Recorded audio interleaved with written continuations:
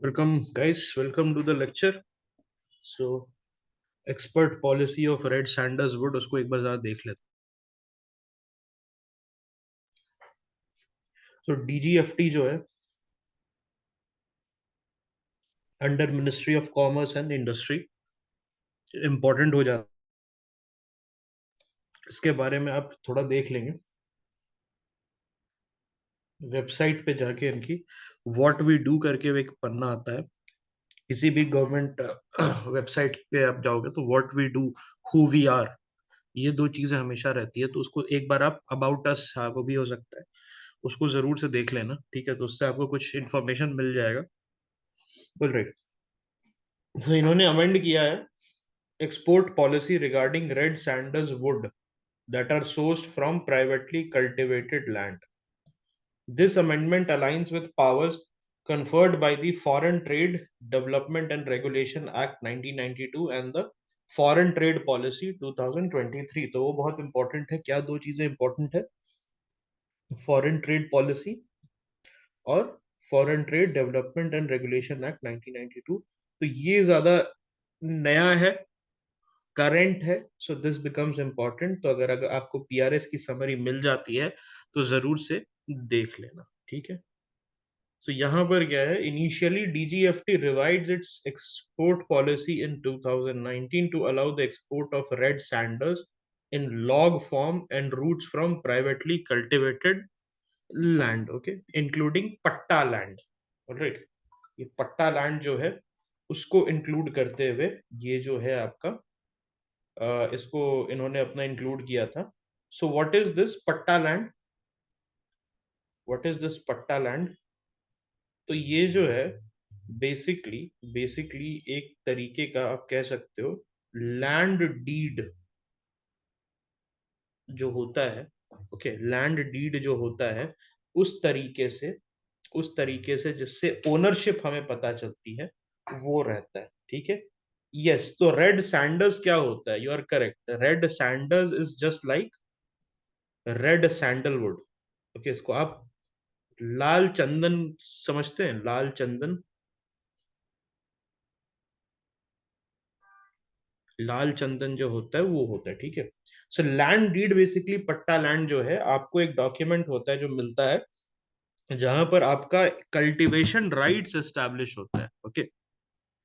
Recent amendment introduced an annual export quota for artificially propagated red sanders while setting a zero export quota for wild specimen. इसका मतलब क्या है कि red Sanders को, क्या wild जो है रेड सैंडर्स उसको आप नहीं कर सकते, उसको आप एक्सपोर्ट नहीं कर सकते. Whereas artificially propagated red sanders का देर इज ए लिमिट. अब ऐसा क्यों कर रही है सरकार? ये इतना क्या है? ऐसी सबसे पहली बात है कि चंदन का पेड़ जिसको कहते हैं sandalwood tree, it takes around 12 years. Okay, it takes around 12 years to grow. 12 साल इसका मार्केट में रेट भयानक है, करोड़ों रुपए. ओके, इफ यू पुट चंदन का पेड़ on 1 acre of land, so it can yield you crores of rupees. That's how that's how expensive this whole thing is. तो इसीलिए मार्केट में ना काउंटरफीट चंदन बहुत ज्यादा मिलता है. ठीक है. मार्केट में काउंटरफीट चंदन बहुत ज्यादा मिलता है. ठीक है. और एक एनुअल एक्सपोर्ट कोटा इसीलिए उन्होंने लगा दिया. आपको अगर अपने चंदन के पेड़ लगाने हैं अपने जमीन पे, तो वहां पर आपको गवर्नमेंट ऑफ इंडिया का परमिशन चाहिए.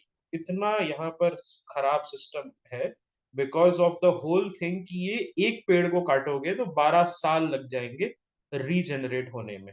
आप लगा सकते हैं लेकिन आपको उसके पहले परमिशन की जरूरत होती है. बिना परमिशन के आप चंदन का पेड़ नहीं लगा सकते.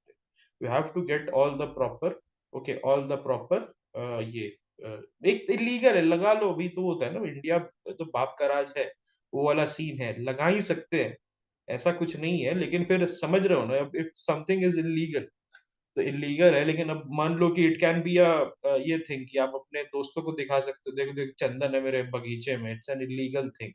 सो इंडिया में ब्रैगिंग राइट्स भी मिल जाता है इलीगल काम करने पे, तो you can do that. Okay, ठीक है। शौकिया तौर पे नहीं, आप इन जनरल जो है इट कमर्शियल अगर आप लगाना चाहती हैं तो वहां पर आपको ये चाहिए होता है, बिकॉज सैपलिंग्स वगैरह जो है आपको नहीं मिलता।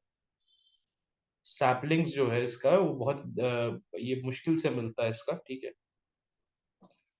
Restrictions. So, under the foreign trade policy, the import of red sandals is prohibited and its export is restricted. मतलब आप ना import कर सकते हो ना export कर सकते, import नहीं कर सकते हो, export भी कोटा वाइज कर सकते हो, ठीक है, जिससे species का conservation और sustainable use maintain रहे, ठीक है। पुष्पा मूवी करके आई थी, आपने देखा होगा, वो बहुत पॉपुलर हुआ था, अमेजोन प्राइम वाला। तो वो अमेजोन प्राइम पे अवेलेबल है, what I mean to say. तो वो जो है आप देख सकते हो। Conservation status, conservation status IUCN status इनका है इंडेंजर्ड है, highlighting its vulnerability and the need for strict conservation measure. Wild life protection act के अंदर they are placed under schedule 4, obviously ये 1972 का एक्ट है, not the recent amendment. CITES के status में इनको अपेंडिक्स सेकंड में जगह मिली है, जिसके वजह से इनका जो इंटरनेशनल ट्रेड है, ओके, वो क्या होता है, रेगुलेट होता है। हैबिटेट क्या है इनका, these are endemic tree species to India, मतलब इंडिया में ही पाया जाता है, predominantly found in the eastern Ghats, especially in Andhra Pradesh. ये आंध्र प्रदेश में आपको मिल जाएगा, ईस्टर्न घाट्स में प्रिडोमिनेंटली मिलता है। ये बहुत ही ज्यादा स्लो ग्रोथ होता है इनका, अराउंड 25 से 40 साल लगता है इसको टू अटेन मेच्योरिटी। तो इसीलिए जनरली इसको लोग लगाते हैं as a, I have seen people put this tree as a दहेज। दहेज कहीं कहीं पे मैं सुन रहा था, बिहार में there was this gentleman who said कि बेटी का दहेज हो जाएगा, लाइक वो उसकी बेटी छोटी सी थी, 2 साल की थी, 1 साल की थी, ही सेड कि जब तक ये बड़ी होगी बेटी के साथ साथ बड़ा होगा एंड उससे मेरा दहेज हो जाएगा।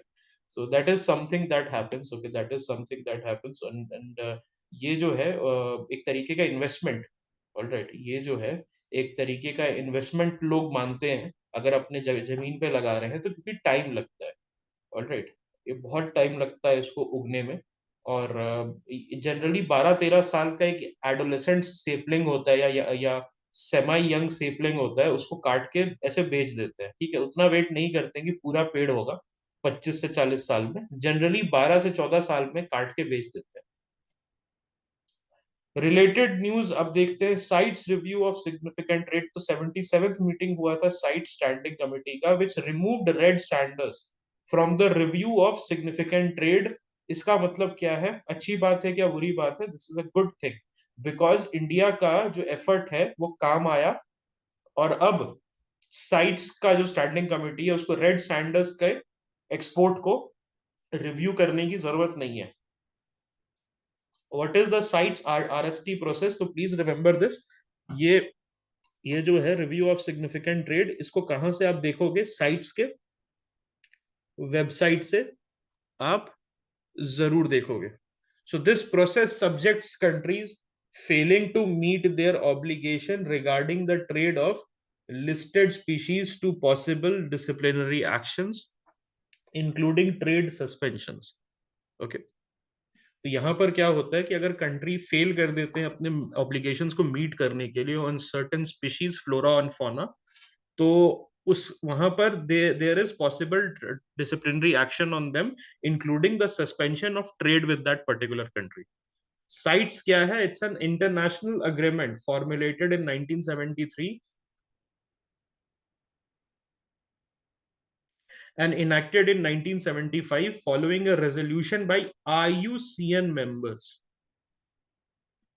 आईयूसीएन आपको पता है ना, इज आईयूसीएन एक UN organisation, is IUCN a United Nations organization? The answer is no. Okay, so it's a basically a consortium of आप कह सकते हो, आप ऐसा कह सकते हो कि ये जो IUCN है, ये एक तरीके का consortium of wild life enthusiast, civil societies, okay, or people who have this expertise in environmental matters. Okay, तो वो ये जो है इसमें आएंगे. इंडिया में भी ये जो है basically these people are active. Okay, इनके वेबसाइट पे आपको 15 से 20 मिनट गुजारना है. ये इंपॉर्टेंट है, इंपॉर्टेंट ऑर्गेनाइजेशंस के वेबसाइट पे. अब यहाँ पर एक चीज समझो, IUCN साइट्स, ये बड़े ही इजी क्वेश्चन हो जाते हैं ना. साइट्स के बारे में सभी लोग पढ़ के जाएंगे, IUCN के बारे में सभी लोग पढ़ के जाएंगे. तो यूपीएससी यहाँ पर क्या करेगी? UPSC is going to ask you very obscure questions related to IUCN. बहुत एक, जैसे इस साल 2023 में इन्होंने पूछा था वो इन्वेजिव एलियन स्पीशीज लिस्ट के बारे में. That was not covered in any kind of compilation. That would have been done only if you would have scanned through their website and made some notes. Okay, so 10-15 minute तो major major organisation के website पे आपको और थोड़ा सतर्क हो जाना है. वाई? बिकॉज अब यूपीएससी डेप्थ में चला जाएगा, ब्रेथ को छोड़ के डेप्थ में चला जाएगा. बिकॉज वहां से क्या है, उसको ऐसे क्वेश्चन चाहिए जो स्टूडेंट्स इजीली ना बना पाए. Okay, objectives. So aims to ensure that international trade in specimen of wild animals and plants does not threaten their survival. तो इसका एम क्या है कि अगर जो ट्रेड होता है ऑफ एनिमल्स एंड प्लांट्स, उसका उसके वजह से उनका जो सर्वाइवल है वो थ्रेटन ना हो. मेंबरशिप क्या है? सो इंडिया भी है इसमें, 184 पार्टीज है. और इंडिया जो है, director of wild life preservation, government of India, India को रिप्रेजेंट करते हैं. IFOS ऑफिसर जनरली होते हैं, serving as the management authority for CITES in India. ये जो IUCN का क्या है, माइक प्रोग्राम भी है. सो ये माइक प्रोग्राम क्या है? Monitoring the illegal killing of elephants for their tusk. तो आइवरी ट्रेड आपने सुना होगा आइवरी ट्रेड के बारे में. So it is perhaps the worst thing that has happened to the elephants. Ivory जो होता है, आइवरी के लिए एलिफेंट्स को मारा जाता है, स्पेशली अफ्रीकन एलिफेंट्स को आइवरी के लिए मारा जाता है. You must have seen those pictures जहां पर आइवरी को आग लगा रहे हैं बॉर्डर गार्ड्स और wild life guards in Kenya and other countries, Kenya, Rwanda and Tanzania. वहां पर क्योंकि अफ्रीकन जो आपका सेरेंगेटी नेशनल पार्क वगैरह में पोचर्स का आपने देखा होगा, पोचर्स मार के चले जाते हैं. तो sometimes when they seize the ivory, that ivory is burned away. Why? उसके पीछे के यही रीजन है, डिस्करेज करना आइवरी के ट्रेड को. ओके, ये आइवरी कहाँ जाती है? तो बहुत सारे केसेस में चाइना जाती है. चाइना जो है एक तरीके से इसके डिमांड को रख के रहा है. ठीक है. Yes. Legislation and participation. So while CITES is legally binding for its parties, it requires the enactment of domestic laws for its implementation. Please remember, CITES क्या है? Legally binding है. तो इंडिया ने कौन सा लॉ लेके आया है? Wild life protection act amendment 2022, right? WPA का अमेंडमेंट जो है वो इंडिया लेके आया है. Okay, at the national level आपको डोमेस्टिक लॉ बनाने हैं, ऑल दो लीगली बाइंडिंग है. तो यहाँ पर एक चीज समझो कि यूपीएससी का क्या स्टेटमेंट रहेगा, बहुत ध्यान से सुनना. यूपीएससी यहाँ पर ये स्टेटमेंट दे देगा that CITES is legally binding and it takes place of the domestic legislations. True और false? CITES is a legally binding a document which takes place of the domestic laws or the national legislation. नहीं है. Sites जो है legally binding है, but it does not take place of the domestic legislation. The countries are asked to make their own legislation. इसके पहले भी हमने इस चीज के बारे में, याद होगा आपको, इसके बारे में आपने कहाँ पढ़ा था फ्रेंड्स? आपको याद है पेरिस अग्रीमेंट में एनडीसीज के बारे में, nationally determined contributions. The NDC is important but what is inside the NDC is not important. Correct? मतलब सारे कंट्रीज को एनडीसीज देना है, लेकिन एनडीसीज के अंदर क्या लिखना है, that was left to the countries. उसी तरीके से इन द सिमिलर फैशन ये जो है sites, it has been made legally binding but it does not take, okay, it does not take the place of domestic laws. Parties have the right to attend meeting, propose consideration and vote on decisions The CITES categorizes species into 3 appendices based on the level of protection they require from over exploitation through international trade. तो क्या क्या है? Appendix 1, Appendix 2, Appendix 3. ठीक है, ये तीनों है. अब हम आ जाते हैं इन्वेजिव एलियन स्पीशीज में. सो IPBES, अगर आपको याद होगा, इसके पहले हमने देखा था कि IPBES का जो सेक्रेटेरिएट सपोर्ट, आपको याद होगा, हमने बात की थी IPBES की सेक्रेटेरिएट सपोर्ट कीनिया में ही होती है, इफ यू गाइज रिमेम्बर. किसके किसके साथ होती है IPBES की? UNEP के साथ होती है, और दो, ओके, दो है, मतलब 2 organizations are there which provides the secretariat support to IPBES, if you guys remember. Yes, so क्या कौन कौन से हैं? एक तो आपका UNEP है, ओके. एक तो आपका UNEP है विच प्रोवाइड्स इट, एक एक बॉन में है, एक कहां पर है? एक बॉन में है. वो बॉन में क्या है? वो बॉन में क्या है? What is there, if you guys remember? Yes, तो UNEP जो है वो सेक्रेटेरिएट सपोर्ट देता है. UNEP जो है वो सेक्रेटेरिएट सपोर्ट देता है. और कौन सा देता है, इफ यू गाइज रिमेम्बर? है, is was it WMO? Was it was it WMO? वहां पर बॉन में क्या है? ओके, वो बॉन में क्या है? You have to remember. मेरे को याद नहीं आ रहा खुद. बॉन में क्या था? What did we study in Bonn? So एक तो UNEP है, ठीक है, एक तो UNEP है. नहीं नहीं, okay, will get back to that. ठीक है, will get back to that, but UNEP देता है. ठीक है, इतना आप समझ लो कि UNEP provides the secretarial support. Okay, इसको याद रखना. मेरे को खुद याद नहीं आ रहा कि सेकंड वाला क्या था. About invasive alien species. So invasive alien species are a subset of alien species that have been introduced to new regions through human activities and are known to establish and spread, causing negative impact. Please remember this, that not all alien species are invasive. Not all alien species are invasive. Okay, तो इस चीज को आप याद रखना. ठीक है, कि अगर मान लो एक फॉरेन कंट्री से लेके आया गया, ओके, फॉरेन कंट्री से लेके आया गया, ऑलराइट, CMS है, ठीक है, it might be, okay, CMS हो सकता है, will just check it, okay, don't worry. Alright, तो यहां पर क्या है दोस्त, अगर मान लो कि कोई बाहर से कंट्री से लाया गया स्पीशीज, तो doesn't mean it will turn invasive, but if it turn invasive, we call it invasive alien species. Okay, so water hyacinth, अगर आपने देखा होगा, टेरर जिसको बोलते हैं, टेरर बोलते हैं, कि टेरर एक तरीके से टेरर का काम करता है. Terror of Bengal, lantana camara, correct. So invasive species specialist group, तो ये जो है, दिस इज व्हाट, ISSG. कहां पर आया था दोस्त? Do you guys remember? 2023 prelims.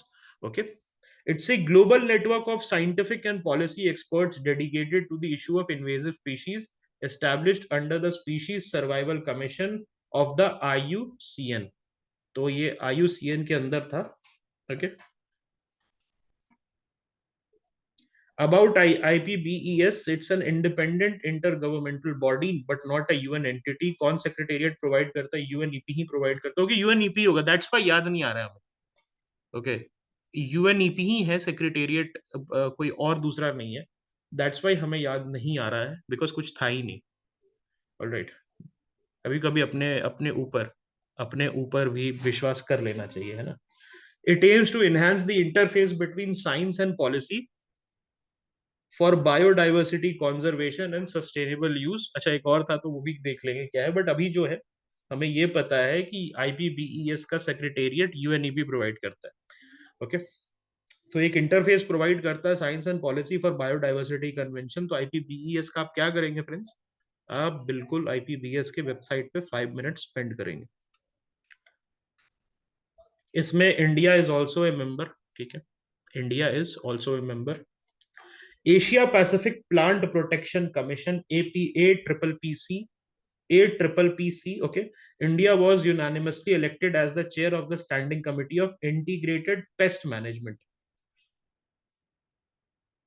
Integrated Pest Management for the biennium 2023-24 during the Bangkok session. APPC क्या है?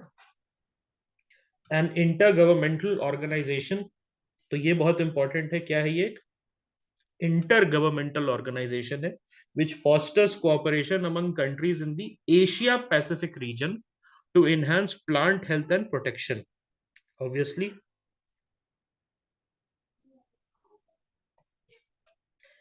establishment. So it was formed in 1956 as a regional entity which was endorsed किसने किया था? Food and agriculture organisation of UN. इसका mandate क्या है? It focuses on managing outbreak of invasive species to facilitate safe agriculture trade and protect plant health. अब देखते हैं some invasive species in news. तो चिलियन मेस्कीटे या prosopis chilensis. Okay, ये endangered native vegetation across 21 island in the Gulf of Mannar Biosphere Reserve. So GOMBR, Gulf of Mannar Biosphere Reserve, कहाँ पर है ये? Where it is located? It is located in Tamil Nadu at the very tip. Okay, at the very tip. ठीक है. So India's first marine biosphere reserve. It is crucial for coastal birds who are migrating from the Arctic Circle. Okay, crucial for coastal birds migrating from the Arctic Circle. Characteristic क्या है इसका? Prosopis chilensis का drought resistant plant.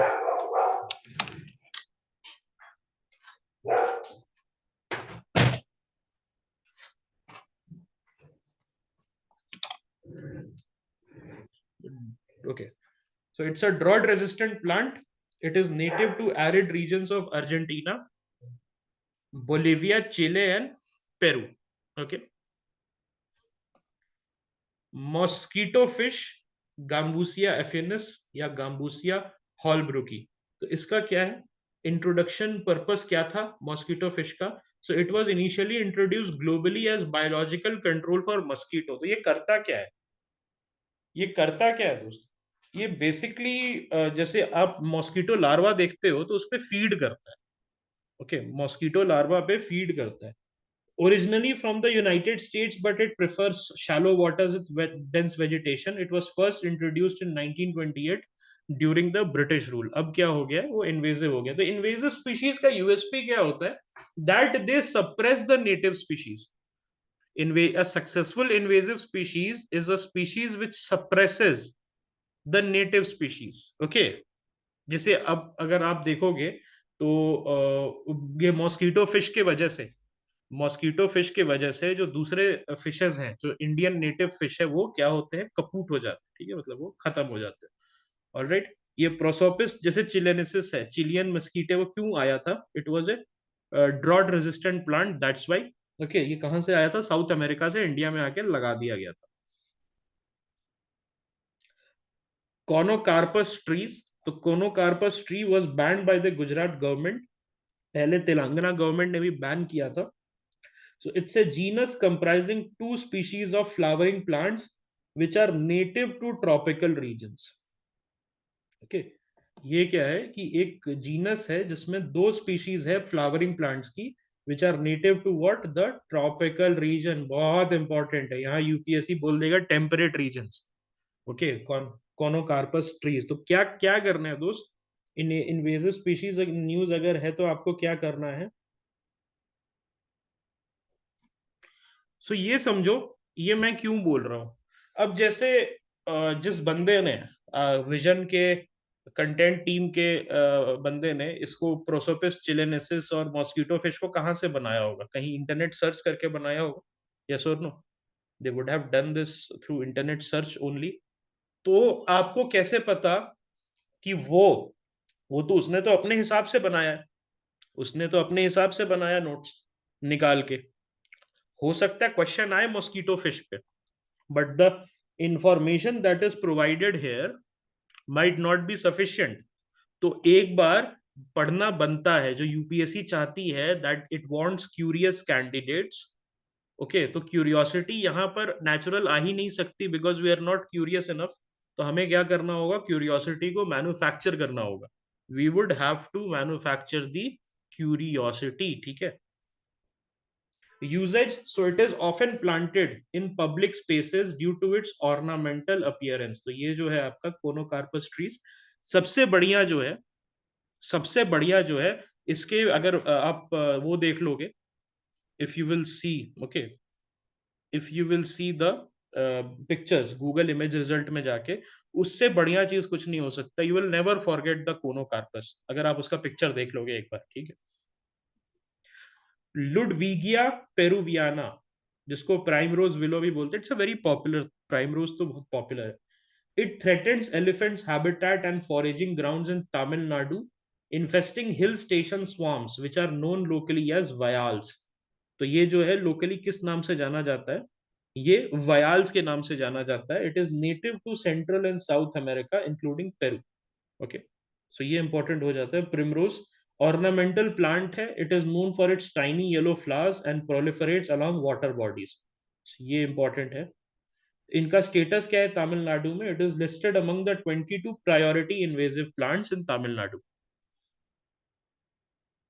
Red fire ant, so it is found in Europe for the first time, indicating a spread beyond its native South American range. तो पहले जो ये fire एंट है, ये आपको साउथ अमेरिका में मिलता था, अब जो है यूरोप में भी देखने को मिल गया। So they form super colonies with multiple queens, allowing rapid expansion. तो आपको पता है जैसे एंट्स में क्या रहता है, दो पार्ट रहता है एंट्स में, एक क्या रहता है, क्वीन रहता है, और एक क्या रहता है, ड्रोन रहता है। So drones are the males are the drones and queens, okay, queen क्या होती है, क्वीन जनरली फीमेल होती है, but not all female become the queen, not all female become the queen, ठीक है। किस टाइप का ये पैट्रियार्की मैट्रियार्की है समझ नहीं आएगा आपको। Consumes ground dwelling fauna including insects and spiders. So they do what they do is कि ग्राउंड ड्वेलिंग फौना या उसके साथ साथ इंसेक्ट्स और स्पाइडर्स भी ये लेते हैं। Communications, it utilises chemical secretions and stridulation. So ये इंपॉर्टेंट हो जाता है एनिमल बिहेवियर में। अगर वैगल डांस आपको याद होगा, अगर आपको वैगल डांस याद होगा, तो stridulation is the act of producing sound by rubbing together certain body parts.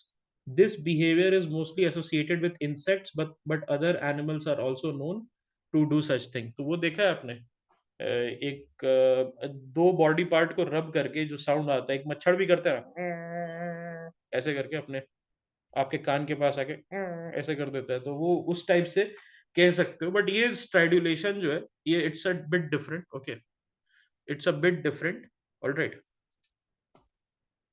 इसमें क्या होता है, आप जो है साउंड प्रोड्यूस करते हैं, okay, with certain body part, जिससे आप अट्रैक्ट करते हैं अपने मेंबर्स को, ठीक है। अब हम आ जाते हैं red list of threatened species, जो आईयूसीएन जो है वो अपडेट करता है। Obviously this is something that you have to see from the website as well. What are the key findings? तो सबसे पहले हम क्या देखते हैं, threatened species. So the list now includes around 44,000 species threatened with extinctions, marking an increase of 2,000 species from the previous year. Saiga antelope. So it improved conservation efforts have led to the saiga moving from critically endangered. तो Saiga antelope क्या है, उसका Vicky search जरूर कर लेना। To near threatened, तो ये तो अच्छी बात है। इंडेंजर्ड भी स्किप कर गया। क्रिटिकली इंडेंजर्ड मतलब बहुत कम होता है, क्रिटिकली इंडेंजर्ड मतलब 50 60 70 ऐसे, ओके, लेस देन 100। और इंडेंजर्ड स्किप करके it has gone directly to the near threatened, okay. तो अच्छी बात है साइगा एंटेलोप के लिए, good for it. Then the fresh water fish, तो first global fresh water fish assessment reveals that 25% of freshwater fish species are at a risk of extinction, with at least 17% affected by climate change. Okay, so climate change कैसे होता है, कैसे इनको impact कर रहा है, ठीक है। रट्टा नहीं लगाना है, आप विकिपीडिया पे जाके नोट्स बना सकते हो, ठीक है। और इस तरीके से आप नोट्स बनाओ that it gets into your mind. ये इन जनरल रट्टा लगाने से कोई फायदा नहीं है, बिकॉज जिस तरीके से आप रट्टा लगाओगे उस तरीके से यूपीएससी पूछेगा नहीं।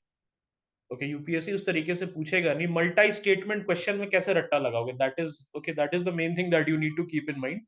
अगर मान लो कोई स्पीशीज के बारे में पूछ रहा है तो मल्टी स्टेटमेंट चीज है, ठीक है, उसको आप नहीं कर सकते हो without having a solid understanding.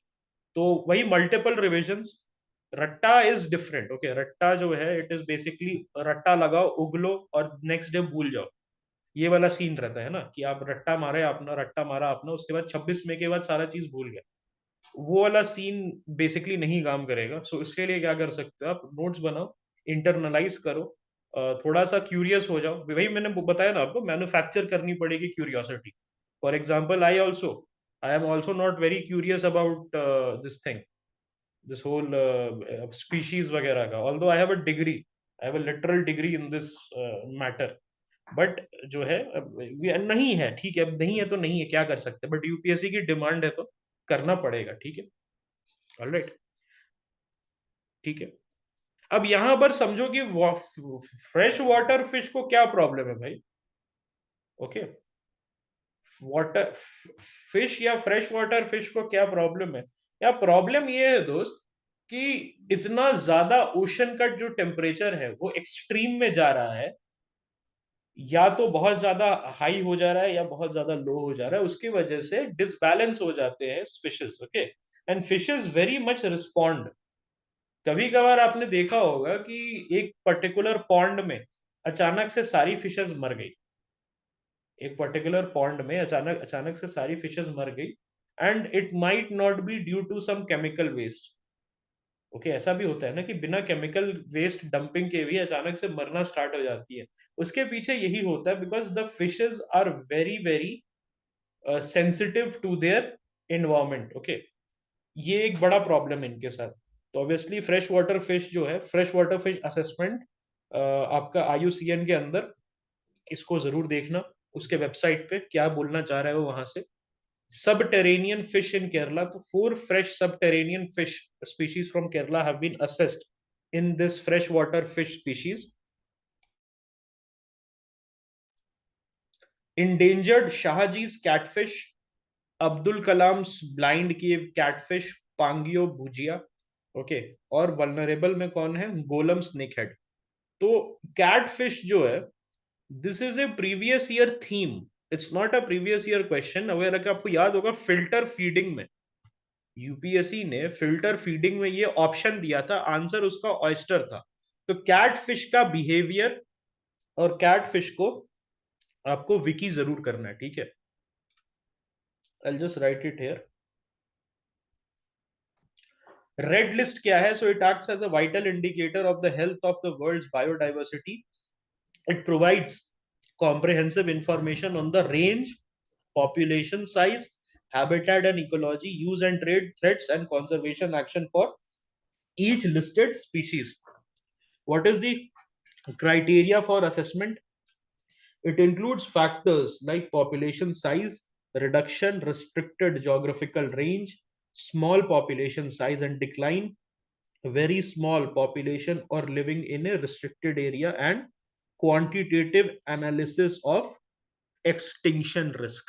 ये सारी चीजें जो है, पॉपुलेशन, ट्रेड, क्या उसका एक्सटिंक्शन रिस्क का एनालिसिस है, पॉपुलेशन साइज कितनी बड़ी है, तो उसके बेसिस पे। ओके, कुछ एनिमल्स ऐसे भी होते हैं जिनका पॉपुलेशन साइज बाय डिफॉल्ट ही कम होता है, नेचर ने उनको ऐसे बनाया ही है that they are not able to उनका पॉपुलेशन ज्यादा हो ही नहीं सकता। फॉर एग्जाम्पल आपको पता है पांडा, अगर पांडा को नेचर में छोड़ दिया जाए तो पांडा एक्सटिंक्ट हो जाएगा, because it doesn't like to mate. तो जब भी मीटिंग का प्रोसेस होता है तो it has to be made excited, उसको ना वो ताली बजा के एक्साइट किया जाता है कि ठीक है, वेरी गुड, ये, and then the panda rises up. Okay, so ये यही कहा जाता है कि अगर चाइना ये एफर्ट नहीं करे कॉन्जर्वेशन, ये कॉन्जर्वेशन का एफर्ट नहीं करे तो वो ऐसे ही मर जाएगा, आलस से। ओके, बेसिकली आलस से ही मर जाएगा। ये एक बेसिक प्रॉब्लम रहती है। Okay, about IUCN, what is IUCN? Foundation, so it was established in 1948. It is located in Gland, Switzerland. It aims to promote sustainable development and achieve a world that values and conserves nature. Its membership comprises both government entities and civil society. तो यहाँ पर समझ में आ गया होगा, IUCN is not an intergovernmental organization. Okay, it's not a treaty based organization. It's just a, आप ऐसे कह सकते हो, it's a private thing. Okay, तरीके से semi private organization है. IUCN also releases other significant assessment including the state of world's amphibian. Okay, तो ये important है, इसके वेबसाइट से जरूर देख लेना उसमें क्या कहना चाह रहा है. You don't need to take read everything, लेकिन एटलीस्ट ऊपर से ग्लांस देख सकते हो जहां पर आपको 1 से 2 मिनट के अंदर पता चल जाएगा कि कुछ या क्या यहाँ पर यूपीएससी वर्दी है कि नहीं. Because I am 100% sure that each and every one of you present here have the enough calibre and have the enough understanding कि क्या पूछा जा सकता है और क्या नहीं पूछा जा सकता है. अब तक आप आराम से बता सकते हो. ठीक है. The second global amphibian assessment report, ये जो है ये स्टेट ऑफ वर्ल्ड एम्फीबियंस, ये निकला है आईयूसीएन के द्वारा.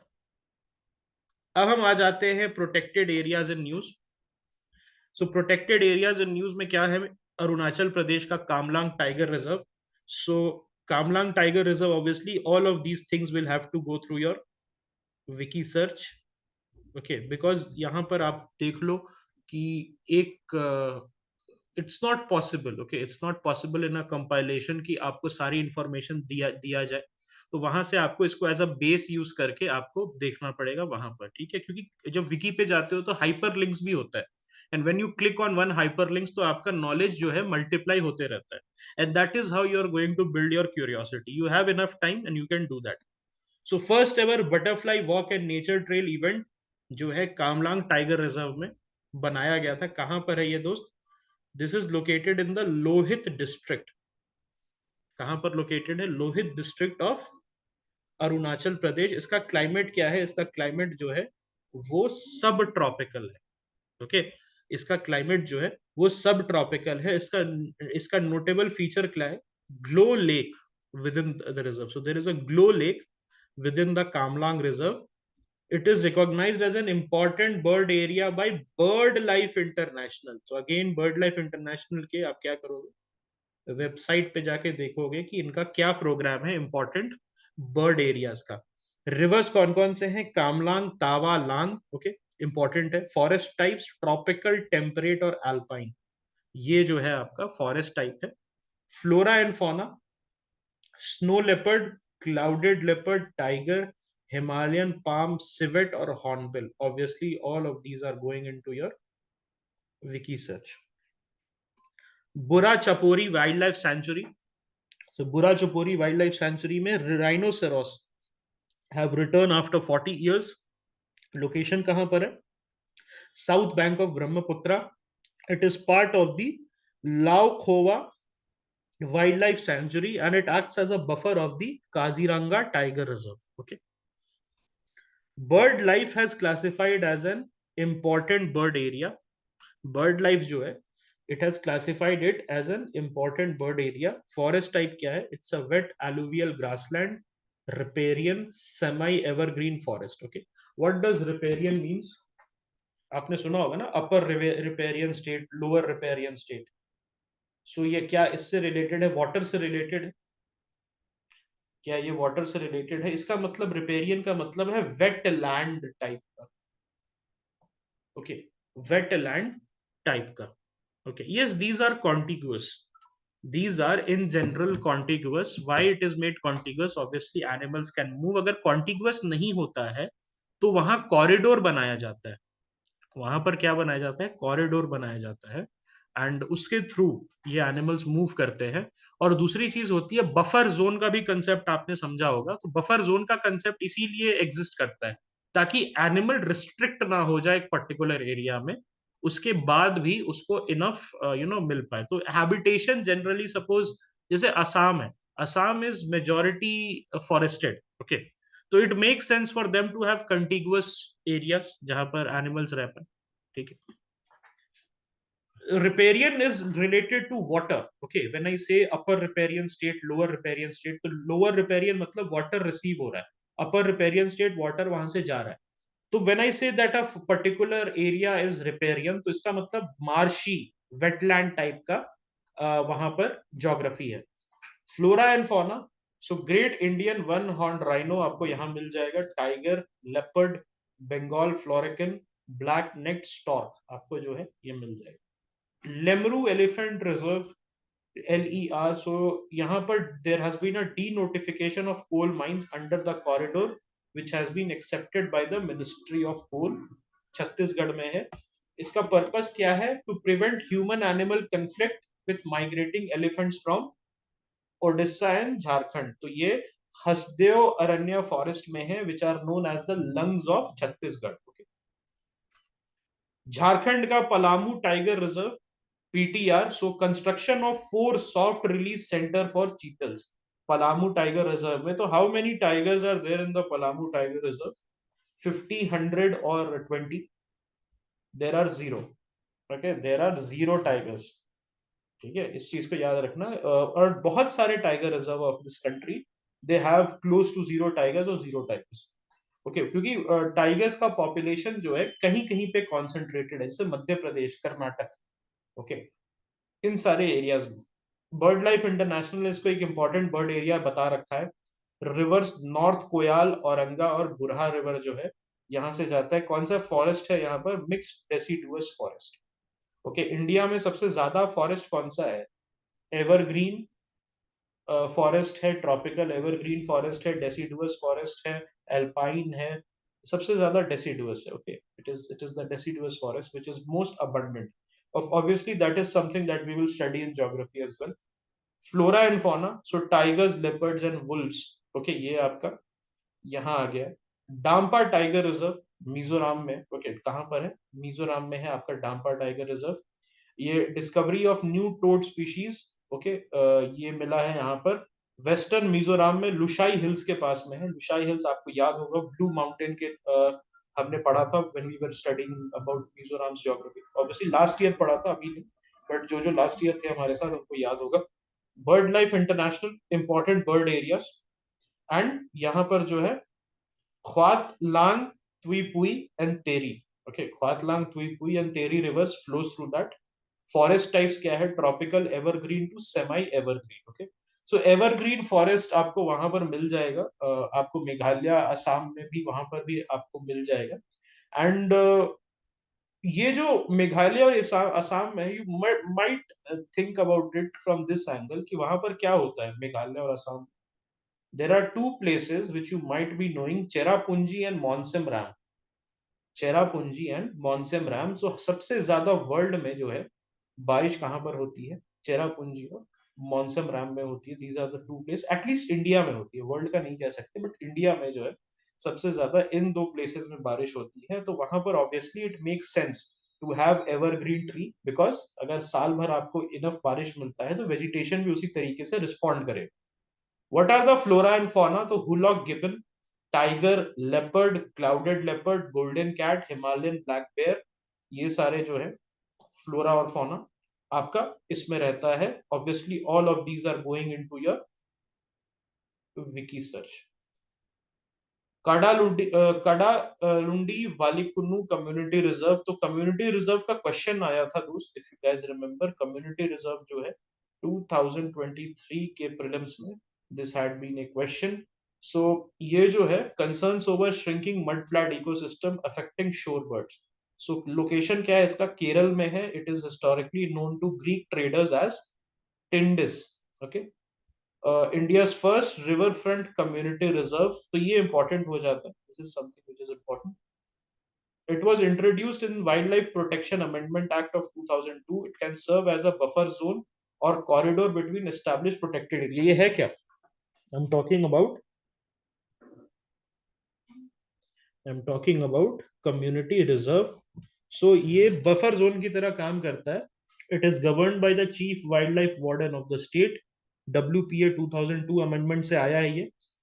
Restrictions क्या है? So this was the question in 2002 prelims. It includes prohibition of agriculture and hunting, but collection of non-timber forest produce is allowed. Please remember this.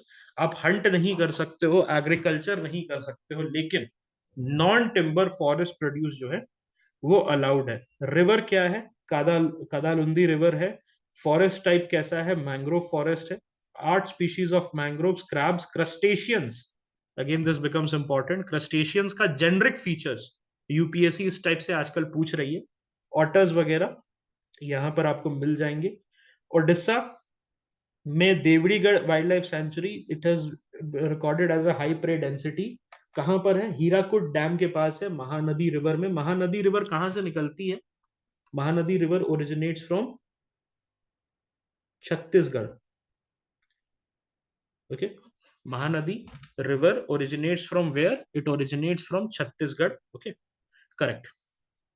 वहां पर कोई है क्या जहां पर महानदी रिवर ओरिजिनेट करती है? कोई वहां पर आपको नेशनल पार्क याद है या tiger reserve that Mahanadi river के ओरिजिन के आसपास? इंद्रावती सुना है आपने? Have you guys heard about the Indravati national park? Okay, so south उसमें है, साउथ छत्तीसगढ़ में. और छत्तीसगढ़ से, ओके, छत्तीसगढ़ से बेसिकली जो है आपका महानदी रिवर का जो ओरिजिन है, that is from the Chhattisgarh. Okay, alright. हाँ, करेक्ट. ओके, ये सही है. तो राइट, ठीक है. ओके,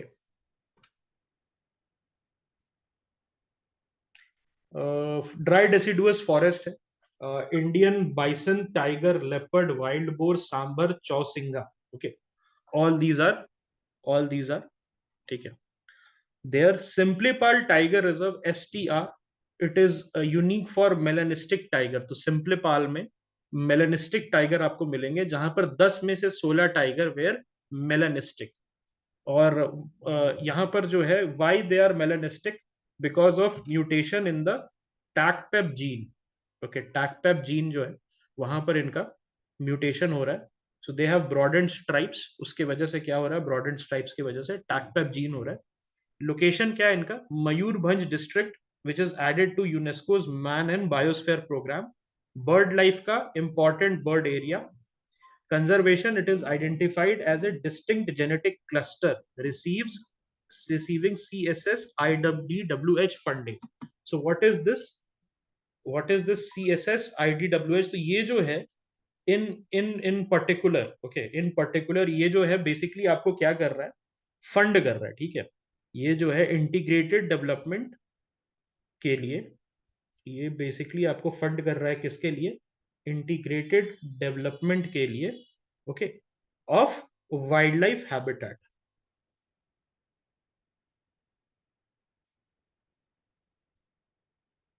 ओके, ये CSS का मतलब क्या है? सेंट्रली, सिंपल सा मतलब है सेंट्रली स्पॉन्सर्ड स्कीम. तो इसको क्या करेंगे आप लोग?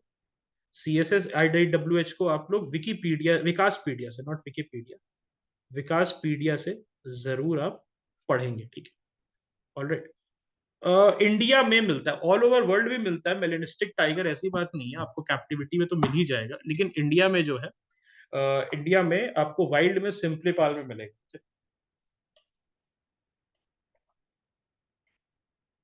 कौन कौन सा रिवर है? Budha Balanga, Salandi and the tributaries of Baitarani. Forest type northern tropical moist deciduous with evergreen patches. Okay, northern tropical moist deciduous with evergreen patches इनका फॉरेस्ट टाइप है.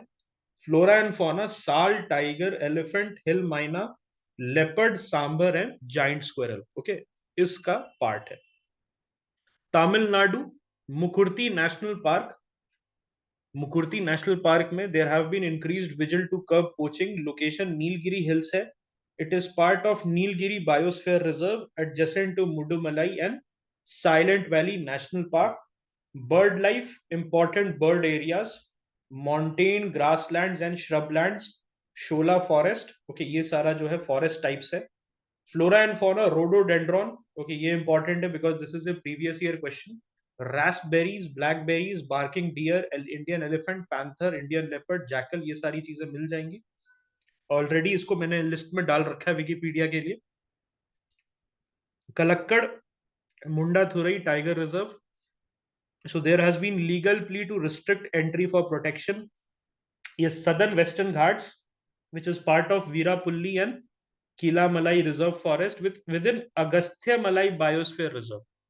सो ये इंपॉर्टेंट है कि बायोस्फीयर रिजर्व का आपके पास लिस्ट रहे, और उस बायोस्फीयर रिजर्व में कितने सारे कितने सारे आपको जो जितने भी हैं, yes Agastya Malai is a पीवीआईक्यू बाय द वे, एंड कितने सारे tiger reserve, national park, wild life sanctuaries उसके अंदर आते हैं, ठीक है, वो आपको देखना है। कंजर्वेशन लायन टेल्ड मकैक उसका फोकस है, तो लायन टेल्ड मकैक का विकिपीडिया तो करना बनता है। ओके, थमीरा बरानी ओरिजिनेट्स हियर अमंग अदर्स। कौन से रिवर ओरिजिनेट करती है Thamirabarani river? From dry thorn to dry deciduous. तो ये एक चीज है, आपको मैं बता देता हूँ, साउथ इंडिया में अगर आपने देखा होगा, suppose this is the peninsular south India, तो यहाँ पर सदर्न कर्नाटक, केरल और कर्नाटक, ये सॉरी तमिलनाडु के बीच में ये जो नीलगिरी वाला एरिया है, दिस इज हॉच पॉच। इसमें इतने सारे आपको Nagarhole, all the Nilgiri biosphere reserve, ये जैम पैक्ड मिलेगा। बानेरघट्टा जैम पैक्ड मिलेगा आपको इस पर्टिकुलर एरिया में। तो ये बहुत इंपॉर्टेंट है कि आप आधे घंटे तो एटलीस्ट बैठ के आप अपने माइंड से डीक्लटर करो कि कौन सा कहां पर है, कौन सा किस बायोस्फीयर रिजर्व का पार्ट है, कौन सा तमिलनाडु के पोर्शन में आता है, कौन से कौन सा रिवर जाता है। Half an hour it will take, but it will provide you life long clarity. नहीं तो इतना हौच पौच होगा कि कोई क्वेश्चन बन ही नहीं सकता है आपसे। ओके, तो ये चीज आप याद रखना कि जो साउथ कर्नाटक, केरल और तमिलनाडु का जंक्शन है, जो नीलगिरी माउंटेन्स का जो ये बन रहा है, ईस्टर्न वेस्टर्न घाट का मीटिंग पॉइंट है, वहां पर बहुत रिच बायोडाइवर्सिटी है, और उसको जो है आपको एक तरीके से डीक्लटर करना है, क्योंकि everything is like jam packed there, khichdi बनी हुई है। Okay, flora and fauna, leopard, Indian pangolin, mouse deer, great Indian hornbill, ये सारे जो है इसमें प्रेजेंट है। Anamalai tiger reserve, so it was carved out of Tamil Nadu's Annamalai's indigenous people, home to 6 group including Malay, Malasar and Kadar। Kadar tribe जो है ये important है। आप ऐसे आपसे पूछ सकता है कि ये कहाँ मिलेगा, क्योंकि हर साल there is one question on tribals। किसी ना किसी तरीके से ट्राइबल्स पे एक क्वेश्चन जरूर यूपीएससी पूछने की कोशिश करता है। ओके, रिवर क्या है? अलियार, ऊपर, निरार। ओके, कौन कौन से रिवर है? अलियार रिवर, उप्पार रिवर और निरार रिवर। फॉरेस्ट टाइप्स क्या है? It ranges from wet to dry deciduous and thorn forest including shola forest. Flora and fauna, mango, jackfruit, Asiatic elephant, sambar, spotted deer, barking deer, mouse deer. Okay, ये सारी चीजें जो है आपको देखने को मिलेंगी। उत्तराखंड में आ जाते हैं, गंगोत्री नेशनल पार्क। यहाँ पर 50 हेक्टेयर्स आर्मी और आईटीबीपी को ट्रांसफर किया गया है for building infrastructure. Uttarkashi district में है, along the India China boundary. Conservation continuity, so with Govind national park and Kedarnath wild life century, यहाँ पर जो है आपको कंजर्वेशन की कंटिन्यूटी मिलेगी, जो आई थिंक अभी अवंती पूछ रही थी कि कैसे, किस तरीके से कंटिन्यूअसली स्प्रेड होता है। Okay, alright. Geographical feature, Gaumukh glacier यहाँ पर है आपको। सो ओरिजिन माना जाता है गैंजेस का, गौमुख ग्लेशियर को, along with the Gangotri. Bhagirathi river जो है आपको यहाँ पर मिलेगा। Forest type, it range from Himalayan moist and dry temperate to alpine scrub forest. Okay, flora and fauna, pine, deodar, oak, rhododendrons, black bear, brown bear, Himalayan monal, Himalayan tahr, musk deer और snow leopard. Okay, ये इसका part है। Uttar Pradesh, Dudhwa tiger reserve, तो female royal Bengal tiger which are found in the buffer zone, ये Dudhwa tiger reserve में मिलेंगे। तो ये उत्तर प्रदेश, आपको लगेगा यार इतना पॉपुलेशन है वहां पर, तो वहां पर ये कैसे हो जाएगा इतना। तो एक चीज आपको याद रखना है कि जो उत्तर प्रदेश का मैप है, उसमें नॉर्दर्न पार्ट ये वाला जो नॉर्दर्न पार्ट है वो तेराई वाला रीजन है, जो गोरखपुर के आसपास का रीजन है, वो तेराई वाला रीजन है। और वहां पर बहुत ही ज्यादा जो नेपाल का बॉर्डर है, उत्तर प्रदेश नेपाल का बॉर्डर है, वहां पर बहुत ही ज्यादा एक हेल्दी वाइल्ड लाइफ प्रेजेंस है। और वहां पर बहुत आपको ट्राइब्स भी मिलेंगे, उत्तर प्रदेश में ट्राइब्स भी रहते हैं काफी सारे। अ, उसको क्या बोलते हैं उस पर्टिकुलर एरिया को, starting from Rajaji national park, okay, Rajaji national park to this thing. तो ये पूरा एरिया जो है, ये तेराई आर्क बोला जाता है काजीरंगा तक का। ओके, काजीरंगा से लेके राजाजी नेशनल पार्क तक तेराई आर्क मिली है। वो फीमेल रॉयल बंगाल टाइगर मिली है, मतलब डिस्कवरी हुआ है कि एक बंगाल टाइगर है who happens to be a female. Okay, तो it's not something which is intentional, ये एक डिस्कवरी हुआ है। Alright, along the India Nepal border includes Dudhwa National Park, Kishanpur and Katarni Ghat sanctuaries, ये इंपॉर्टेंट है। सुहेली, मोहाना, जोराहा, शारदा और उल रिवर। तो ये रिवर्स इतने इंपॉर्टेंट नहीं है, प्लीज रिमेम्बर दिस। ऑब्वियसली सारे रिवर्स को आप मैप करने चलोगे तो आपका समय भी बर्बाद होगा। इंपॉर्टेंट रिवर्स आने चाहिए, that's pretty much it. Forest type कैसा है, मॉइस्ट डेसिडुअस फॉरेस्ट। डेसिडुअस भी फॉरेस्ट हमने दो टाइप के पढ़ लिए, एक है ड्राई डेसिडुअस और एक है मॉइस्ट डेसिडुअस। ओके, क्या क्या है flora and fauna, tiger, leopard और एलिफेंट, स्लॉथ बियर वगैरह आपको यहाँ मिल जाएंगे। इको सेंसिटिव जोन्स, तो आज के डेट में इको सेंसिटिव जोन का एक ड्राफ्ट नोटिफिकेशन आया है, जिसमें दाचीगम नेशनल पार्क, थजवास और ओवरा अरू wild life century Jammu and Kashmir में जो है, उसको इन्होंने क्या किया है, इको सेंसिटिव जोन में बांटने की कोशिश की है। इको सेंसिटिव जोन का पर्पस और रेगुलेशन क्या है, this serve as shock absorber. Please remember this, this serve as what, shock absorber for protected areas, aiming to prevent the negative impact of human activities on these crucial habitats. So क्या करेंगे, ये shock absorber का काम करेंगे, ठीक है, protected areas के लिए। तो एक तरीके से बफर जोन हम कह सकते हैं, जैसे कम्युनिटी रिजर्व काम करता है, उसी तरीके से आपका इको सेंसिटिव जोन काम करता है। Established, they are established under these eco sensitive zone. So ये इंपॉर्टेंट हो गया फ्रेंड्स, प्लीज रिमेंबर दिस। जब कम्युनिटी रिजर्व यूपीएससी पूछ सकता है, तो इको सेंसिटिव जोन्स भी पूछ सकता है, ठीक है। सो एनवायरमेंटल प्रोटेक्शन एक्ट ऑफ 1986 के अंदर ये एस्टैब्लिश हुआ है। So national wild life action plan 2002 से 2016 के बीच में जो था, it recommends the creation of ये ESZ जो है, इको सेंसिटिव जोन्स जो है, उसको करने का प्लान था।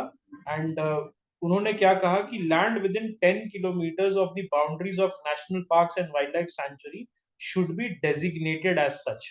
मतलब all the national park and wild life sanctuary जहां से उनका बाउंड्री खत्म होता है, वहां से 10 किलोमीटर तक आप जो है इको सेंसिटिव जोन्स बनाए। और सुप्रीम कोर्ट ऑफ इंडिया ने 2022 में ये मैंडेट किया कि मिनिमम 1 किलोमीटर का eco sensitive zone around national park और वाइल्ड लाइफ सेंचुरी बनना ही बनना है।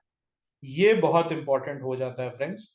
और 2023 का सुप्रीम कोर्ट का एक क्लैरिफिकेशन आया था कि 1 kilometre ESG mandate is not applicable to areas where draft and final notification have already been issued. मतलब इसका मतलब क्या, मिनिमम 1 किलोमीटर हर जगह चाहिए, मिनिमम 1 किलोमीटर हर जगह चाहिए, मैक्सिमम आप कितना भी कर सकते हो। What is this basic meaning, इसका ये है। और यहां पर इन्होंने बोला कि आप ऑलरेडी जो बोल चुके हैं 5 किलोमीटर, 10 किलोमीटर, ये नहीं कि सुप्रीम कोर्ट ने बोला है कि मैंडेट कर दिया 1 किलोमीटर। इसका मतलब ये है minimum has to be 1 kilometre, और ऑलरेडी ESZ जो है उसको आप छोटा नहीं कर सकते, ठीक है। Mining prohibition, what are the mining prohibitions? So no mining activities are allowed within the national parks and sanctuaries or within a 1 kilometer radius। तो जितने भी ESZs हैं उसके अंदर आप माइनिंग नहीं कर सकते हो। डाचीगाम नेशनल पार्क कहां पर है, सो ये Zabarwan mountain range, Himalayas, okay, of the Himalayas and Jammu Kashmir, ठीक है। ओके, जम्मू कश्मीर और हिमालयाज के, ठीक है, Zabarwan mountain range, ecological significance, so water resources, so it occupies almost half of the catchment areas of Dal Lake with the Dachigam Nala originating from Marsar Lake flowing through it. तो नाला का मतलब हम जैसे समझते हैं ना गंदगी, जनरली हमारे लिए नाला का मतलब गंदगी होता है, लेकिन नाला is a very slow moving stream kind of thing. Okay, नाला, नदी नाले सूख गए तो नाले, नाला जनरली आज के डेट में हम नाला समझते हैं गंदगी से भरी हुई चीज है, बट नाला actually it's a, you know, it's a concept की फ्रॉम द सिटी या फ्रॉम द आसपास के एरिया से एक स्ट्रीम टाइप की निकल रही है। ओके, एक स्ट्रीम टाइप की निकल रही है। Fauna, it is home to unique wild life, the Dachigam national park जो है, it is home to unique wild life including the hangul और कश्मीर स्टैग, ठीक है, हांगुल और Kashmir stag, Himalayan brown bear, Indian leopard, Himalayan grey langur और येलो थ्रोटेड मार्टिन। तो ये जो थ्रोटेड है, बारबेट याद होगा आपको, थ्रोटेड बारबेट, ये 2020 के प्रीलिम्स में आया था, ये 2020 के प्रीलिम्स में आया था, जिसके आपको पता लगाना था बर्ड्स है कि फ्रॉग्स है कि क्या है, ठीक है।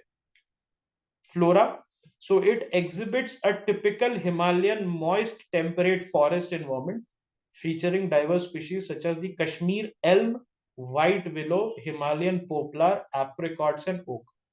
तो ये जो है, इसको आप क्या कर सकते हो, इसको विकी जरूर करना आप, ठीक है। अब हम आ जाते हैं सेंट्रल एम्पावर्ड कमिटी में, CEC, so ministry of environment, forest and climate change है, it has established a new central empowered committee utilizing the authority granted by the Environment Protection Act 1986। तो EPA 1986 के अंदर आपको सेंट्रल एम्पावर्ड कमिटी मिलेगी, ठीक है। इसका फॉर्मेशन क्या है, जो सीईसी है, एक it's a permanent statutory body created to replace the ad hoc committee formed in 2002. This initial committee was established to monitor the implementation of Supreme Court's order in the TN Godavarman case, which was a landmark environmental case. तो CEC जो है वो क्या बन गया है, it's a permanent statutory body under the EPA 1986, okay? और ad hoc committee मतलब क्या होता है, it's a temporary committee. Ad hoc मतलब एड हॉक टीचर जैसे हम कहते हैं, तो ad hoc teacher is a temporary teacher, उसी तरीके से ad hoc committee is a temporary committee, ठीक है।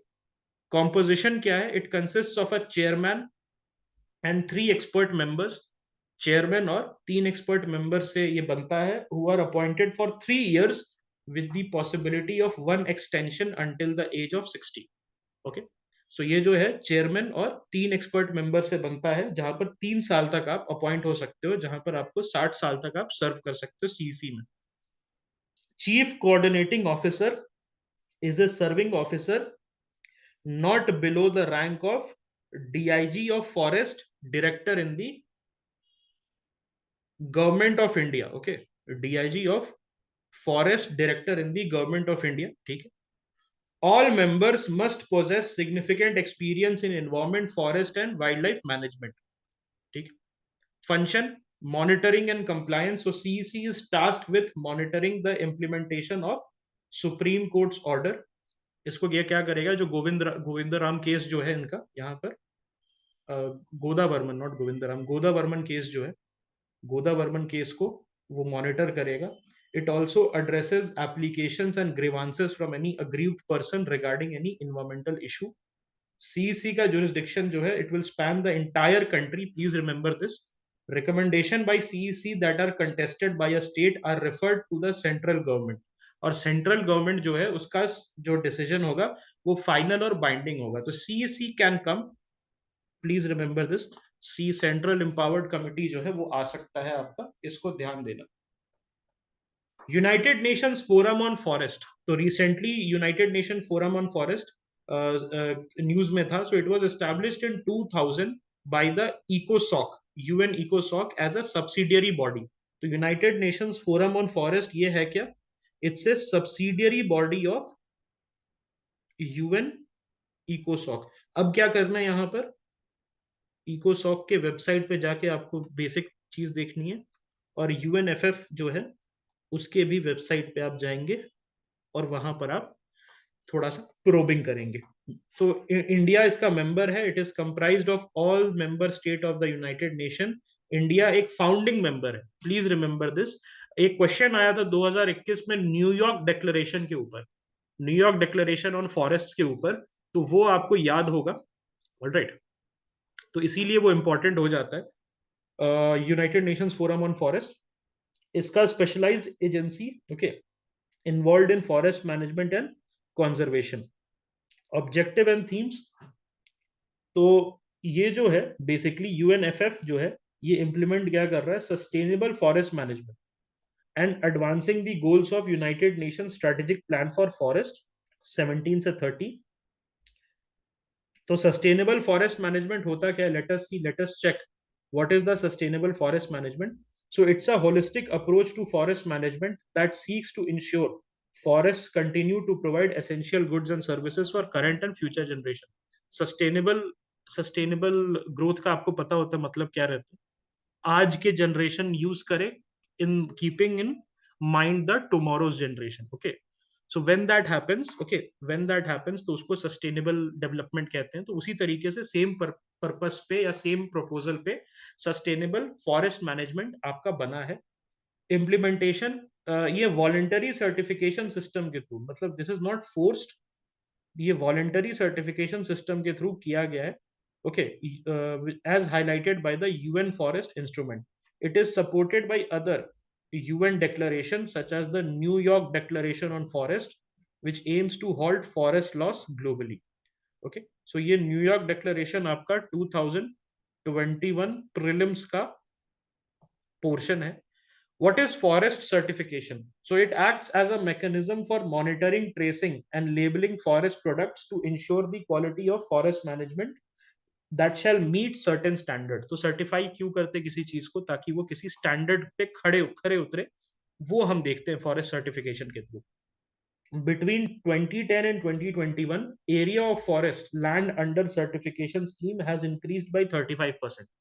So forest certification is a trend that is catching on. Okay, India में क्या है, सो इंडिया में Indian forest and would certification scheme है, IFWCS। सो ये किसने लॉन्च किया है, मिनिस्ट्री ऑफ फॉरेस्ट ने। तो ये सस्टेनेबल फॉरेस्ट मैनेजमेंट को एग्जीक्यूट करने के लिए इंडिया में, और यही जो फॉरेस्ट सर्टिफिकेशन है वो इंडियन वर्जन है उसका, ठीक है। Scheme is designed to support sustainable forest management and the sustainable management of trees outside forest across the country. What are the features and applicability? तो सर्टिफिकेशन टाइप्स किस type का होता है, forest management certification, TOF management certification and chain of custody certification. तो chain of custody में क्या होता है, it ensures traceability of forest product, कि एक जगह से अगर ओरिजिन हो रहा है, it's just like GI tag आप कह सकते हो एक तरीके से। This can function, okay, this can function as a what, this can function as a GI tag. Okay, nationwide applicability of forest areas. Okay, so trees outside forest is a very important concept, क्योंकि forest में तो चलो protection हो जाए, forest में तो चलो आपके ट्रीज का प्रोटेक्शन हो जाएगा, but what about the trees outside forest, what about the trees in urban areas. तो ये बहुत इंपॉर्टेंट है। एक स्टेटस ऑफ फॉरेस्ट रिपोर्ट भी करके आता है, आपको याद होगा, Indian status of forest report, तो वो भी इंपॉर्टेंट है। वहां पर भी अगर आप देखोगे तो उसको भी पढ़ के एटलीस्ट दो स्टेटस ऑफ फॉरेस्ट रिपोर्ट जो है हमें पढ़ के जाना होगा यहाँ पर, ठीक है। What is the scope, so nation wide applicability लगेगा, which encompasses forest areas and the trees outside forest plantation on various land types. Incentive क्या है, it provides market incentive for entities which will adhere to responsible forest management. जो companies जो है responsible forest management करेगी उनके लिए incentive रहेगा एक तरीके से, if you they will get these certificates. Okay, और जो फॉरेस्ट मैनेजमेंट सर्टिफिकेशन है वो अलाइन करता है इंडियन फॉरेस्ट मैनेजमेंट स्टैंडर्ड से, which is the plan of the national working plan code. तो ये क्या है, this is something which you will prove from, this is something which you are going to prove from Vikaspedia. Okay, ये जो है आप विकास पीडिया से प्रूव करेंगे, ठीक है। इंस्टीट्यूशनल फ्रेमवर्क, एक एडवाइजरी बॉडी है Indian forest and would certification council, operating agency Indian institute of forest management Bhopal. आपको मैंने एक क्वेश्चन दिया था, व्हाट इज द भोपाल, आपको याद है भोपाल पे क्वेश्चन दिया था कि क्या है Bhopal consensus, what is that? I think there was this question on Bhopal consensus that I had given. So वो that is about sustainable forest management. Okay, that is about sustainable forest management. यहीं पे कहीं होगा. Just a moment.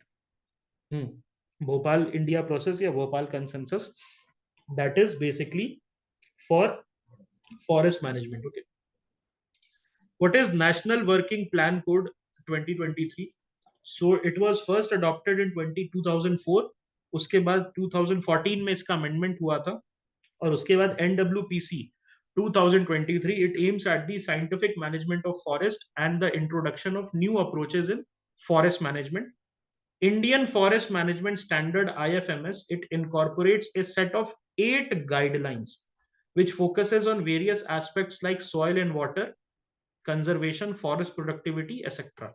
So Bhopal India process क्या है? So it is one of the 9 global initiatives which is recognized जहां से forest का management possible है। ओके, जहां से फॉरेस्ट का मैनेजमेंट पॉसिबल है, तो ये भोपाल इंडिया प्रोसेस जो है one of the 9, okay, one of the 9 global initiatives which is recognised as such.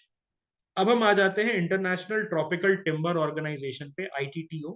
So it was founded in 1989 as an intergovernmental organisation. ये इंपॉर्टेंट है, ये क्या है? International tropical timber organisation, it is an intergovernmental organization dedicated to sustainable management and conservation of tropical forest. Tropical forest, please keep this in mind, tropical forest. Headquarters कहां पर है? Yokohama में है, Japan.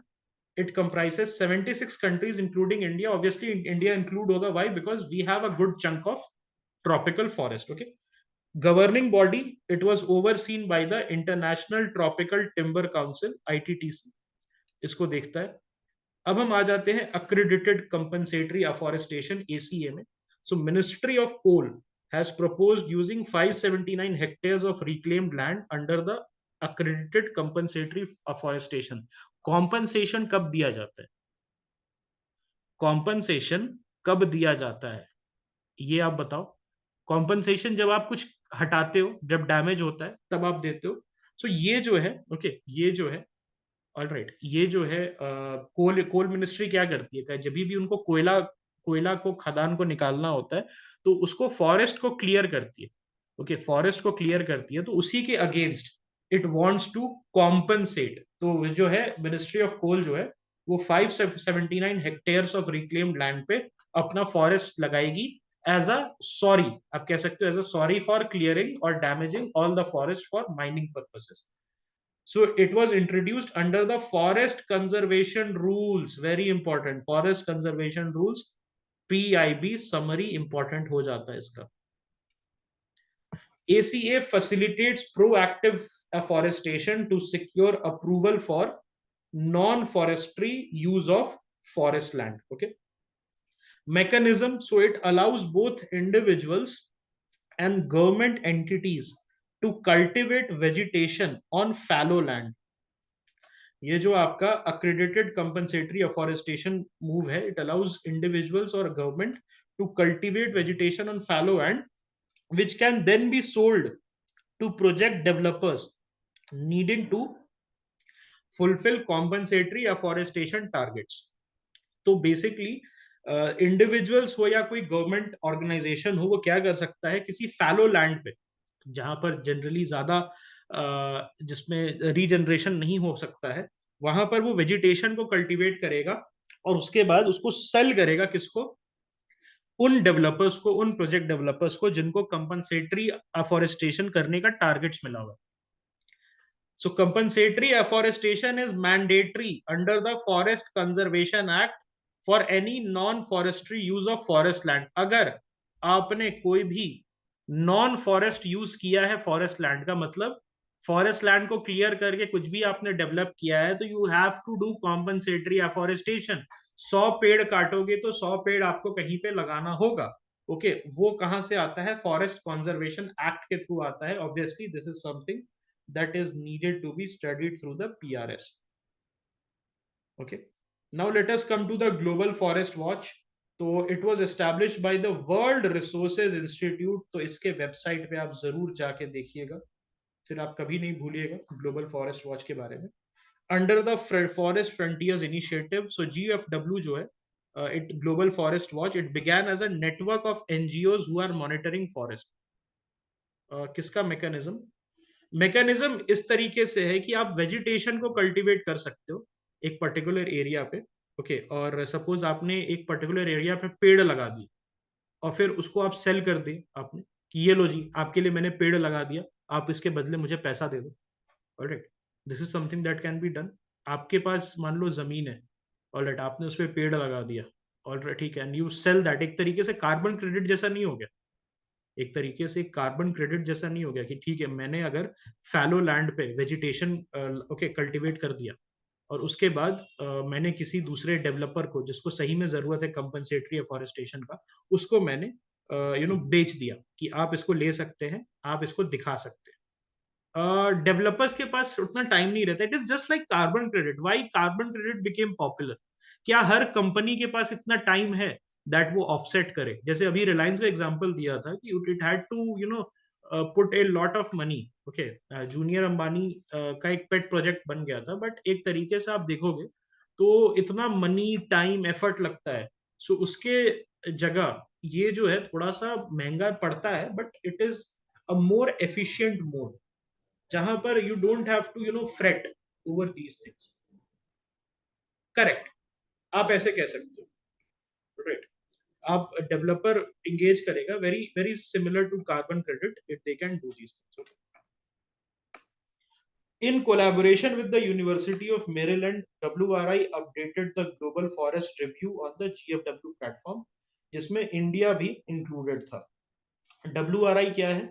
It's a global non-profit organization which focuses on meeting essential needs, protecting, restoring nature and stabilizing climate। ठीक है, so ये GFW हो गया।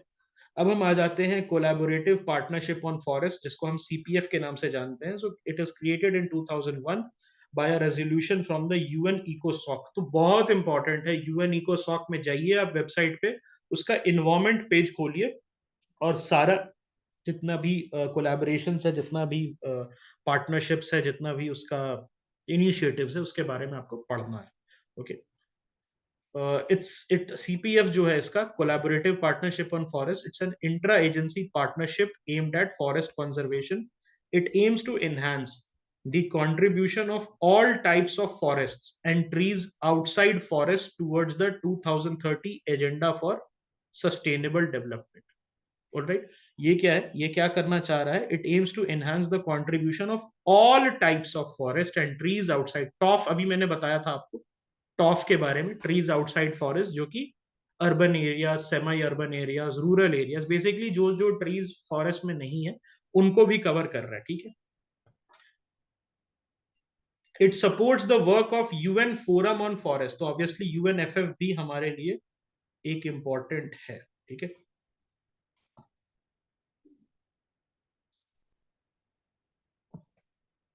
membership, so it includes various international organization, institutions and secretariat with significant program on forest। तो basic simple thing है, ठीक है, बहुत सारे इंटरनेशनल ऑर्गेनाइजेशन, इंस्टीट्यूशन और सेक्रेटेरिएट जो है इसके साथ आते हैं। ओके, ये आपके कोलैबोरेटिव पार्टनरशिप ऑन फॉरेस्ट के साथ आते हैं। First international treaty to protect the high seas. तो यूनाइटेड नेशंस ने पहला, वर्ल्ड का first international treaty which is aimed at the protection of high seas, उसको जो है अडॉप्ट किया है। It marks a historic milestone in ocean conservation. तो हमारा फॉरेस्ट कंजर्वेशन का पोर्शन ओवर है, now we are coming to the ocean conservation. So treaty was adopted by Intergovernmental Conference on Marine Biodiversity of Areas Beyond National Jurisdiction, BBNJ, and operates under the framework of UN clause. It is a legally binding treaty. Okay, it is a legally binding treaty and will take effect after being ratified by 60 countries। क्या America UN clause का member है? क्या America UN clause का member है? The answer is no, it is not a member of UNCLOS। Okay, it उसका जो rules है, it resembles UN clause, but it is a national rule, it is not a member. So a lot of hypocrisy. It believes in the freedom of navigation, but it is not part, okay, of UN clause. अभी लक्षद्वीप के पास में, near Lakshadweep, they had come, the American warship, and they had tried to challenge India, लेकिन खुद UN clause का member नहीं है, बोल रहा है यूएन क्लॉज के मेंबर हो तो आपको सहना पड़ेगा। अभी लक्षद्वीप के पास आया था, बाइडन के ही समय आया है, 1 साल हो गया होगा, ओके, लास्ट ईयर की बात है, ऑलराइट। तो उसमें दे सेड कि भाई यूएन क्लॉज में लिखा हुआ है, भाई तुम खुद मेंबर नहीं हो यूएन क्लॉज के, that you are saying that okay आप ऐसा करो। की हाइलाइट्स ऑफ द ट्रीटी, तो it will take stewardship of ocean. तो स्टूवर्डशिप का मतलब क्या होता है? Guardianship, okay. So treaty emphasises global responsibility of the ocean, safe guarding it for present and future generation. इसमें polluter pays principle, okay. Can be Drishti IAS, यार original website की बात अलग है, ओरिजिनल वेबसाइट की बात अलग है, ठीक है, या आप वेट कर लो। Suppose if it is too much at the present circumstance, आपको दूसरी चीजें भी करनी है, तो आप वेट कर लो। बाकी हम लोग जो you know who can do that will do it and share the notes. I think that's something we can do. अगर आप जा रहे हैं, everyone is on the group, that serious group, everybody is on that, तो I highly encourage you guys कि आप जब भी कुछ भी करो, सपोज कोई वेबसाइट पे आप जा रहे हो, उस दिन 4 वेबसाइट पे चले गए, 2 पे चले गए, I highly encourage all of you to please Adobe scan करके अपलोड करते रहना, और जस्ट आप मेरे को टैग कर देना, so that I can just make a repository. Alright, अगर नहीं है समय आपके पास, ऐसा लग रहा है कि इतना समय नहीं है मेरे पास, और भी चीजें करनी है, तो आप स्किप कर सकते हो, okay. Other other other guys can help you out on this. polluter pays principle, polluter pays principle, so it incorporates provisions। हाँ हाँ हाँ भाई, उसको बता देंगे आपको कैसे बनाना, आपको आज शाम को एक डॉक्यूमेंट भेज के दिखा देंगे कैसे, आपसे क्या एक्सपेक्टेड है, ठीक है। polluter pays principle, so it incorporates provision based on the polluter pays principle to ensure that those causing pollution bear the cost of environmental damage। ऐसा नहीं है कि कोई अमेरिकन कंपनी पोल्यूशन कर रही है, Sri Lanka will be held responsible. If the particular company is doing, or the particular country is causing pollution, so that country will be held liable। So it also establishes mechanism for resolving disputes related to the treaty's implementation। What is the treaty? It is a treaty to protect the high seas, okay। इसका एक question भी आया था 2022 में कि कितने nautical miles तक territorial water होता है, कितने नॉटिकल माइल्स तक आपका special economic exclusive economic zone होता है। तो what is the answer? Territorial water is till 12 nautical miles, and exclusive economic zone is up to 200 nautical miles, okay। Environmental impact assessment, so it mandates parties to assess the potential environmental impact of planned activities beyond their national jurisdictions। तो ये जो है, आप अगर देखो कि ठीक है, आप अगर कुछ काम कर रहे हो, उसका क्या इम्पैक्ट पड़ रहा है beyond your territorial waters, beyond your exclusive economic zone. ऐसी बात नहीं है कि आप अपने ही एक्सक्लूसिव इकोनॉमिक जोन और टेरिटोरियल वाटर के लिए पेट्रब्ड है, ओके। ये जो है, अगर इन बेसिक अगर आप देखोगे तो BBNJ, okay, areas beyond national jurisdiction. Now do you understand what does this mean? BBNJ आपके जुरिस्डिक्शन के बियॉन्ड क्या काम हो रहा है, वो भी आपकी रिस्पॉन्सिबिलिटी है, कलेक्टिव रिस्पॉन्सिबिलिटी है world. integrated ocean management, so it advocates for an integrated approach to ocean management, which is aimed at building ecosystem resilience and addressing the adverse effect of climate change and ocean acidification। So ocean acidification is an important concept। इस चीज को आप जरूर से हम पढ़ लेंगे, आप भी पढ़ सकते हैं इसको, okay, from Wikipedia and other sources. Indigenous rights also, coastal community के राइट्स जो है, जो मछुआरे कम्युनिटी है, फिशरमैन कम्युनिटी है, उनके राइट्स वो भी इंपॉर्टेंट है, उनको भी डिस्कस कर रहा है ये। Scientific research and benefit sharing, उसमें भी ये काम करेगा मरीन प्रोटेक्टेड एरियाज को एस्टैब्लिश करना, large scale marine protected areas in international waters to protect marine biodiversity. Conference of parties इसका भी होगा, और it also proposes the creation of COP COP. तो इसका भी कॉप 1, कॉप 2, कॉप 3, कॉप 4 होते रहेगा, जिस तरीके से दूसरे का होता है। तो जनरली जो लीगली बाइंडिंग ट्रीटी आप देख रहे हैं, all the legally binding treaties, they tend to have a COP, conference of party, you name it, UNFCCC, CBD, Montreal Protocol, you see इसका भी है, हाई सीज का जो ट्रीटी है ये भी लीगली बाइंडिंग है, इसका भी आ रहा है कॉप। तो हर ऑलमोस्ट हर लीगली बाइंडिंग का ट्रीटी का एक कॉप जरूर होता है। कोरल रीफ का क्वेश्चन आया था, इफ यू गाइज रिमेंबर 2022 में, बायोरॉक टेक्नोलॉजी करके क्वेश्चन। तो बायोरॉक टेक्नोलॉजी आप लोगों ने याद होगा आपको। So coral reef break through initiative किसने लॉन्च किया है? International coral reef initiative. अब आप क्या करोगे, आईसीआरआई के वेबसाइट से कोरल्स के बारे में जरूर पढ़ना। कोरल्स का सबसे अच्छा इंफॉर्मेशन आपको with the scientific information, behaviour के बारे में इंफॉर्मेशन आपको मिल जाएगा आईसीआरआई के वेबसाइट पे, ठीक है। In collaboration with the global fund for coral reef and high level climate champions, इन्होंने एक coral reef break through initiative start किया। So what is ICRI? International coral reef initiative, ठीक है। A global partnership involving nations and organizations which are aimed at conservation of coral reef and related ecosystem. It was established in 1994 by 8 countries जिसमें India नहीं था। अब लेकिन India is not a founding member, but India is a member, okay. International coral reef initiative का India में है क्या कहीं पे coral? You can find the coral, yes, you can find the coral in our coast, you can find the coral in Andaman and Nicobar Island, you can find the corals in Lakshadweep, okay. It focuses on preserving coral reef worldwide through collaborative effort. It is part of the Global Fund for Coral Reefs Coalition, which utilizes blended finance mechanism to mobilize resource for coral reef protection. What is coral reef और उनका ecological significance क्या है? So they are formed by the calcium carbonate exoskeleton.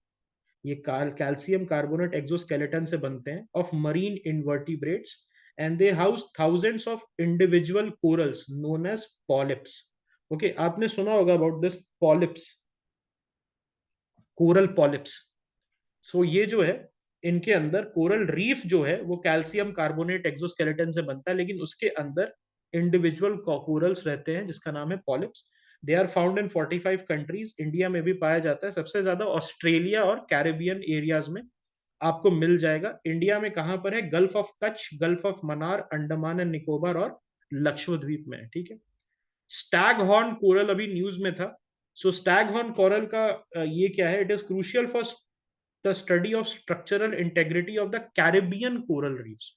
ये Caribbean coral reef का एक example है। So these coral rely on photosynthesis algae within their cells for nutrition. बड़ा interesting है। तो मैं इसको बोल सकता हूँ these are photo autotrophics, these are photoautotrophs. The corals are can be photoautotrophs, अपना खाना खुद बना सकते हैं। इफ आई एम सेइंग कि फोटोसिंथेटिक एल्गी उनके सेल्स में प्रेजेंस है, ओके, उनके सेल्स में प्रेजेंस है, तो क्या मैं ये कह सकता हूँ कि खुद का खाना बना सकते हैं? Yes, the answer is yes, okay. All right, so you guys wish to take a break and then come back for wetlands?